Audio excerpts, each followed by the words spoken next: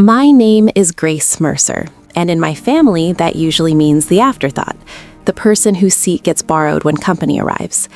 Tonight, I held a sparkling water so no one would ask why I skipped the open bar, and watched the room orbit my brother-in-law in his crisp dress whites beneath the hotel chandeliers. Daniel raised his glass and flashed that rehearsed grin toward our table. "Grace comes for the appetizers," he announced to comfortable laughter. Pretty sure she thinks a field kit is a picnic basket. The joke rolled through the room.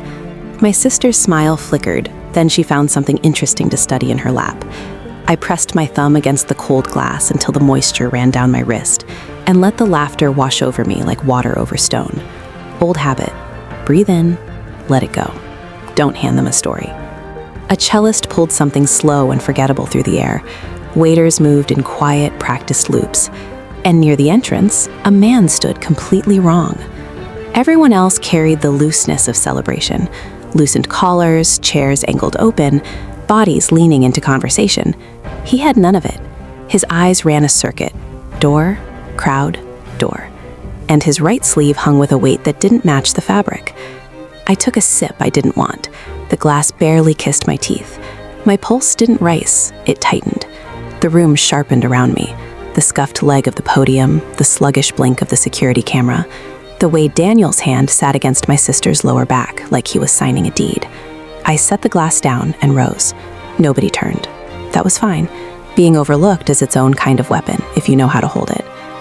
Across the floor, near the mounted flags, a senior officer I recognized from a different chapter of my life chuckled at something that hadn't earned the laugh. I drifted toward him, leaned in like a fond relative offering congratulations, and in a voice I hadn't touched in years, I gave him 6 quiet words. Then the room began to shift. The sound of chairs scraping the ballroom floor stayed in my ears long after everything else had moved on. I settled back into my seat, smoothed the napkin across my lap, and let the conversation refill the space around me as though nothing had fractured underneath it. That was always the pattern. Daniel performing, Callie shining at his side, and me dissolving into the background. It had been that way since childhood.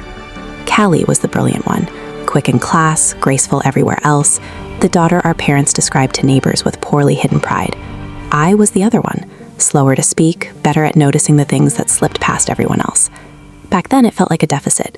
Teachers told me to raise my hand more, to speak up, to take up space. Instead, I learned to make myself smaller. It was easier for everyone involved. By the time Callie married Daniel, the shape of things was already fixed. He was loud and polished, the kind of man who could fill a room without trying, spinning deployment stories between bites while medals caught the light. Family dinners became his stage. He'd rock back on 2 chair legs and take aim at me with lines sharpened just enough to sting, but never sharp enough for anyone to call him on it. Grace could get lost in her own driveway. Grace has a real gift for disappearing. They laughed. I let it pass. But silence isn't the same as absence. Sitting at those tables, I cataloged everything. The glances people thought no one caught, the stories retold with details quietly dropped, the meals left barely touched. My mind filed what no one asked it to, and to them, I was still nobody worth watching. Tonight, something shifted in me. The man near the entrance wasn't someone with a case of nerves. His posture had rehearsal in it, too controlled, too deliberate, like a performer waiting for a stage cue. My fingers pressed flat against the napkin. The old instinct came up fast and uninvited. I looked across the room at Daniel, voice rising over another self-congratulatory toast. The contrast turned something cold in my stomach. He had no idea that while he performed, the air behind him was already tilting toward disaster. My family still believed I was the soft one, the harmless sister in the corner, living a quiet, unremarkable life. What they didn't know was that I had been built for rooms exactly like this one, and I understood that looking away would carry a price I wasn't willing to pay. Long before tonight, I had learned what staying still could cost and what it could save. Years ago, in a different uniform, stillness was the difference between walking out and not walking out at all. They called me Cypher. I didn't pick the name. It came after a training drill where I spotted a planted trap while everyone else pushed forward. I tapped twice on the table and walked out without a word. The mock perimeter went off 90 seconds later. Nobody was hurt, but I never forgot what it felt like to be the only one who stopped. I was never the strongest in the room or the fastest across a field. I couldn't outshoot the shooters. What I had was quieter than that, the ability to read people the way most read a headline. A blink that dragged a beat too long, weight shifting on a foot before a sentence was finished, the tiny hesitation that lives just before a lie. Those were my languages, and in the margins of operations that never reached a news desk, those languages kept people alive. One winter in Eastern Europe, I stood in a hall not entirely unlike this one. Crystal above polished floors, diplomats lifting glasses, cameras flashing on cue. I was stationed in a corner near the coat room, plain as furniture in a dark dress. A guard's earpiece crackled once where it should have been silent. His gaze kept returning to the mezzanine above, each time a little faster than the last. I leaned toward my commander, a weathered Navy man who looked like he'd been carved from a coastline, and gave him 6 words. He didn't ask questions. His wineglass hit the floor, and in the next breath, the room filled with bodies moving with purpose. The champagne on the head table had been tampered with, switched out by a catering worker who wasn't one. The official report called it a security irregularity. The truth was considerably colder than that. After that evening, the commander stopped looking past me. He gave me a nod across the room that carried more than a commendation ever could. But at home, nothing changed. My family thought I was somewhere near a base, sorting correspondence and keeping calendars organized. Daniel joked about me filing paperwork in a basement office, and I let him keep the joke. It was cleaner that way. Better to live in their version of me than drag them into the version they couldn't unsee. Still, habits don't retire. Even dressed like everyone else at this party, my eyes moved through the gaps between gestures, and tonight, the gap said something was already wrong. The music lifted, something smooth and undemanding, designed to keep conversation easy and wallets open. But underneath it, I heard only the particular frequency of tension, the kind that doesn't negotiate. The man near the entrance shifted his wrist, just slightly, and the chandelier caught a sliver of metal beneath his cuff. I stood, smoothing my dress as though I simply needed to stretch. To anyone watching, I was just navigating politely between tables, but there was a direction to my steps, a line drawn through the crowd toward the cluster of officers standing near the flags at the far wall.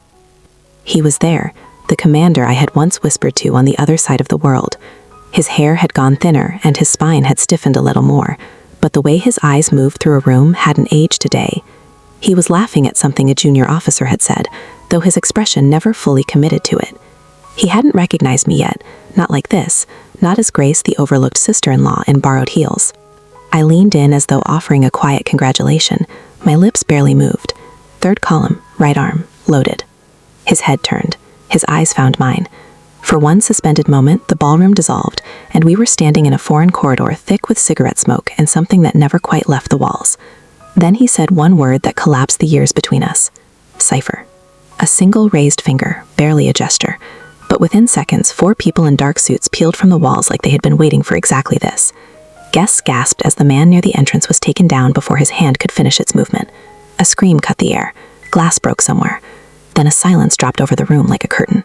Daniel stood frozen mid-toast, champagne tilting in his hand. Callie pulled their daughter close, her face white with a fear that didn't have a name yet. And the commander, unhurried, let his voice carry across the marble floor to where the room had turned to look. "She saved your lives," he said, again. Dozens of faces turned toward me, faces that had known me for years and were now looking at someone they had never met. My cover had cracked open in 6 words. There was no folding it back. The room never truly settled after that. The story of what almost happened passed from mouth to mouth in urgent, half-assembled pieces, but my attention had locked onto Daniel. While others trembled or pressed hands to their hearts in grateful relief, he didn't. He set his glass down with an almost mechanical care, his eyes going narrow, not with shock, not with gratitude, but with something cooler than either, the look of someone recalculating. I'd seen a version of that look before. Last summer, a news notification about missing military equipment had crossed the television during a family barbecue. Daniel had gone quiet and excused himself with his phone before anyone could read his face. I'd filed it away without meaning to. Another evening, a tense exchange with a senior colonel over a procurement report, quickly plastered over with a smile when other guests looked up. Fragments, disconnected. At the time, they meant nothing. Arranged against tonight's backdrop, they meant everything.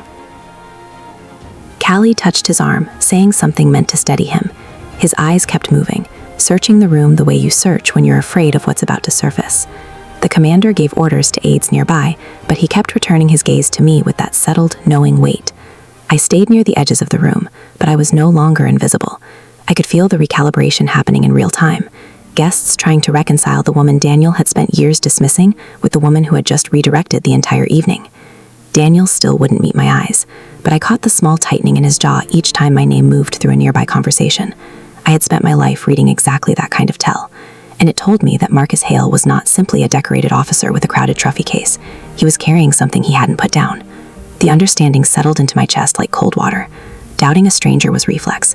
Doubting family felt like a kind of violence, but I couldn't unknow what I'd seen. The cracks in the image were too wide now, and I understood that looking away from them would be its own decision.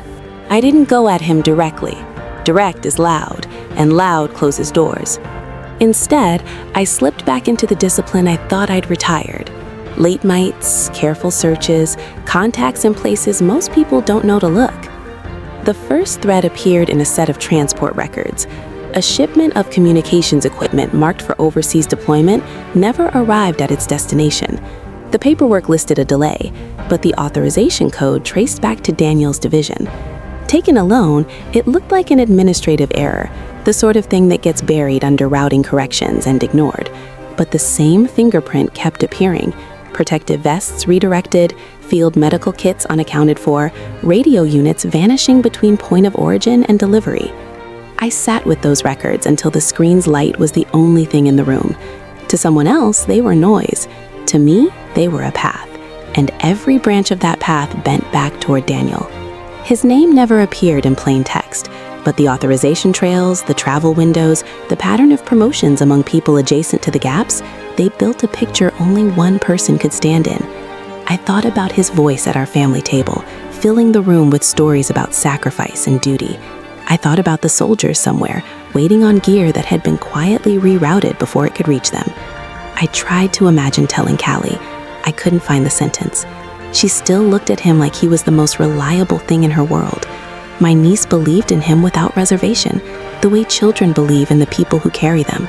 Dismantling that felt like cruelty, but the alternative was carrying a silence that had already cost people everything. One evening, I opened a secure drive I hadn't touched since leaving the service. The shape of what I found in those old files matched what I was looking at now. I'd seen this kind of erosion before. Officers who treated loyalty as a currency and spent it quietly over time. I wanted Daniel to be an exception. He was family, but facts don't adjust themselves for relationships. By the time morning light reached the window, the decision had already made itself. I would keep pulling the thread, because if the evidence was right, then the man my family had placed at the center of everything was a traitor wearing the uniform like a costume. It came to a head on a slow Sunday evening, weeks after the promotion dinner had softened into just another story people told. We were at Callie's house, roast chicken smell still settling into the walls, dishes piled in the sink. My niece stretched across the living room carpet with a set of colored pencils and absolute concentration. I found Daniel in the kitchen, sleeves folded back, drying dishes like a man without a single pressing concern. I placed the folder on the counter between us without preamble. He went still. The dish towel hung from his hand. "What's this?" "You already know," I said. He opened it, scanned the documents inside, the logs, the authorization codes, the manifests with their circled discrepancies. His jaw worked. He didn't argue, he didn't perform surprise. For a long beat, the only sound in the room was the faucet dripping into the quiet. Then he closed the folder and exhaled. "Do you understand what this would do? To Callie? To your niece? You'd be burning down your own family." I held his gaze steady. "How many other families have already burned, Daniel? How many soldiers waited for equipment they never received?" His mouth opened, then it closed. When he finally spoke, his voice had dropped to something almost unrecognizable. It wasn't supposed to reach this point. One compromise led to another. By the time I tried to stop, stopping felt more dangerous than continuing. It became about surviving. Surviving. The word hit like a splinter. "You mean selling out the people counting on you?" He leaned forward, voice going urgent and quiet. "Please, Grace, just keep this contained. We can correct it. Nobody has to know." I looked past him through the kitchen window. The streetlights made something gentle of Callie's curtains. My niece's voice drifted in from the other room, light and careless and entirely unaware. That sound moved through me like a blade. "You're asking me to carry your secret," I said, "but silence like this has a body count. I won't hold that for you." His shoulders dropped in a way I'd never seen from him before, and for the first time, something real crossed his face. Not the fear of being exposed, but the particular fear of being fully seen. By me. That was when I knew the decision had already passed. It belonged to me now. I didn't sleep that night. I lay on my couch with the folder still in my bag and let the ceiling hold all the reasons to say nothing. Callie's laughter when she leaned into him, my niece's complete certainty in his steadiness, the careful architecture of a family that had organized itself around his image. These things moved through me in a long, slow procession. Underneath them ran something quieter and harder to dismiss, the names I didn't know, the soldiers who came home to nothing or didn't come home, because what was supposed to protect them had been redirected for someone else's benefit. I carried them without introduction. Silence would mean carrying them forever. At first light, I made coffee, black, and opened my laptop. My hands were steady. I encrypted everything and sent it through the secure channel I still had authorization to access. No cover note, no signature. The truth doesn't require framing. 2 days later, Daniel was escorted from a meeting mid-sentence. His clearance was suspended, his access revoked. The particulars spread fast through the channels these things travel. Callie called that night. She didn't cry or raise her voice. She sounded hollowed out, like something essential had been removed, and the rest of her hadn't adjusted yet. "Why would you do this, Grace? Why would you choose this over us?" I let her words settle before I answered. "Getting caught doesn't reset the account, Callie. Remorse after exposure isn't the same as making it right." Silence stretched across the line, heavy and trembling at the edges. Then the call ended. I sat with the phone against my ear for a while, listening to nothing. In the weeks that followed, people sorted themselves into opinions. Some called it courage, some called it betrayal. A few simply looked at me like I had become someone they no longer had a map for. I wasn't waiting on their verdict. I knew what silence cost. I had already decided which way I could carry and which one I couldn't. The dust took weeks to begin settling. Daniel was formally discharged, his name removed from the commendations and event programs that had once featured it prominently. Callie spent a month at her parents' house, her voice thinner than I'd ever heard it, her face carrying something that hadn't been there before. We didn't talk. Not really. Just a message one evening, a photo of her and my niece at the beach. No caption, no context. I looked at it for a long time, trying to decide what it was meant to say. I decided it might be both things at once, an opening and an accusation, and that was probably honest. One Sunday, I met my niece near the water. Salt in the air, low clouds, the sea pushing against the rocks below the path. She walked beside me in the way children walk when they're turning something over and haven't found the words yet. Then she looked up, her eyes carrying a seriousness that didn't quite belong to her age. "Mom says you did something hard because it was right," she said. "Does that make you brave?" I crouched down and moved a hair from her face. "Bravery doesn't always come with noise attached," I told her.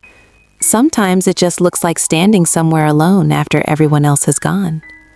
She considered that with the full weight of someone who takes things seriously. Then she said something that stayed in me long after we'd walked on. "You're not quiet, Aunt Grace. You just paid attention better than anyone else." We kept walking. After a while, she pointed up at the sky, where long clouds were moving in formations across the gray. "They look like they're guarding something," she said. I took her hand and held it. "They might be," I said. "Some things guard without making a sound." And for the first time in longer than I could measure, the quiet around me felt less like something done to me. It felt like something I had chosen, a weight I had earned, a truth I would never apologize for carrying.